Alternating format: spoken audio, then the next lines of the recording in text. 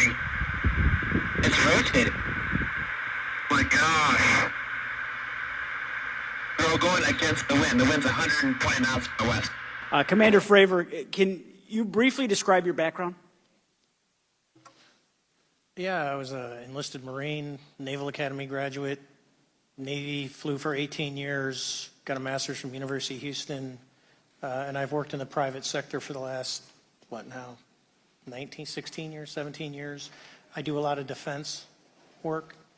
So. Really gold-plated credentials. Commander Fravor, we have all seen the floating Tic Tac video that you engaged with on November 14th, 2004. Can you briefly talk about why you were off the coast of San Diego that day? Yeah, we were at a workup with all the battle groups, so we integrate the ships with the carrier, the air wing with the carrier, and we start working. So we were doing an air-to-air defense to hone not only our skills, but those of the USS Princeton when they had been tracking them for 2 weeks. The problem was that there was never manned aircraft airborne when they were tracking them, and this was the first day, and unfortunately, we were the ones airborne and went and saw it. Do you remember the weather that day? Was it cloudy or windy or anything out of the ordinary on the Pacific coast? It was actually, if you're familiar with San Diego, it was a perfect day, light winds, no whitecaps, clear skies, not a cloud. It was, for flying, it was the best. Now, is it true that you saw, in your words, a 40-foot flying Tic Tac shaped object? That's correct. Or for some people that can't know what a Tic Tac is, it's a giant flying propane tank. Fair enough. Did this object come up on radar or interfere with your radar or the USS Princeton? The Princeton tracked it, the Nimitz tracked it, the E-2 tracked it. We never saw it on our radars. Our fire control radars never picked it up. The other airplane that took the video did get it on a radar. As soon as it tried to lock it, it jammed the radar, spit the lock, and he rapidly switched over to the targeting pod, which you can do in the F-18. From what you saw that day and what you've seen on video, did you see any source of propulsion from the flying object, including on any potential thermal scans from your aircraft? No, there's none. There's no IR plume coming out. And Chad, who took the video, went through all the EO, which is black and white TV, and the IR modes, and there's no visible signs of propulsion. It's just sitting in space at 20,000 feet. In your career, have you ever seen a propulsion system that creates no thermal exhaust? No. Can you describe how the aircraft maneuvered? Abruptly, very determinate. It knew exactly what it was doing. It was aware of our presence, and it had acceleration rates. I mean, it went from 0 to matching our speed in no time at all. Now, if the fastest plane on Earth was trying to do these maneuvers that you saw, would it be capable of doing that? No, not even close. And just to confirm, this object had no wings, correct? No wings. Now, was the aircraft that you were flying, was it armed? No, never felt threatened at all. If the aircraft was armed, do you believe that your aircraft or any aircraft in possession of the United States could have shot the Tic Tac down? I'd say no.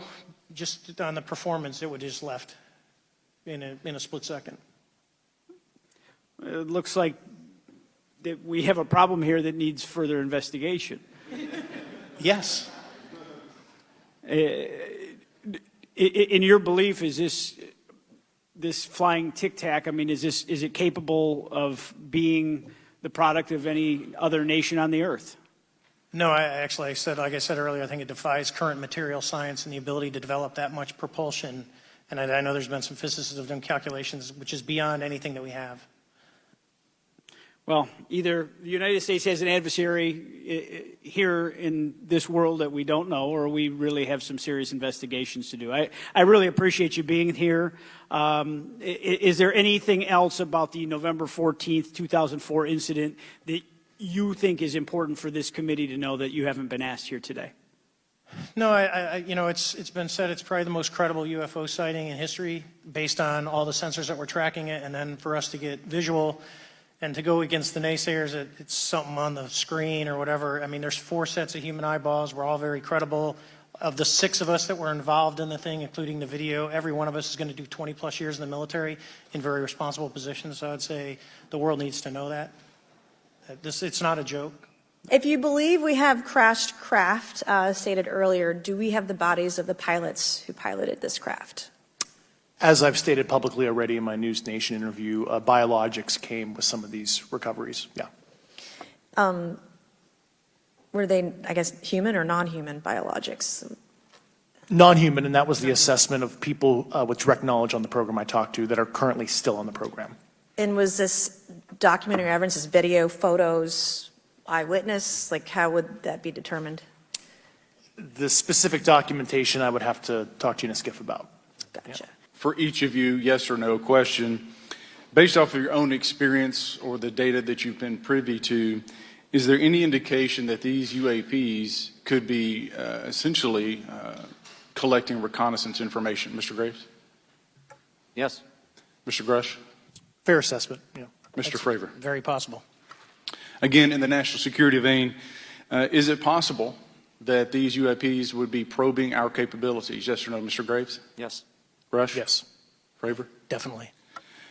Is it possible that these UAPs are testing for vulnerabilities in our current systems? Yes. Yes. Possible. Do you feel, based off of your experience and the information that you've been privy to, that these UAPs provide an existential threat to the national security of the United States? Mr. Graves? Potentially. Yes, sir, potentially. Same answer, potentially. Yeah, I'd say Fravor. definitely, potentially. Mr. Graves and Fravor, in the event that your encounters have become hostile, would you have had the capability to defend yourself, your crew, your aircraft? Absolutely not. Sir? No. Is based off of the information that you've been privy to, is there any indication that these UAPs are interested in our nuclear technology and capabilities? Yes. By external observation, sure, that could be a fair assessment, yeah. Yes. Is there any indication that the Department of Energy is involved in UAP data collection and housing? I don't have an answer. I can't confirm or deny that in a public setting. And could you do it in a secure setting? Yes. Mr. Fravor? No, I don't know. Mr. Chairman, I think I'm the last member to go, but there clearly is a threat to the national security of the United States of America.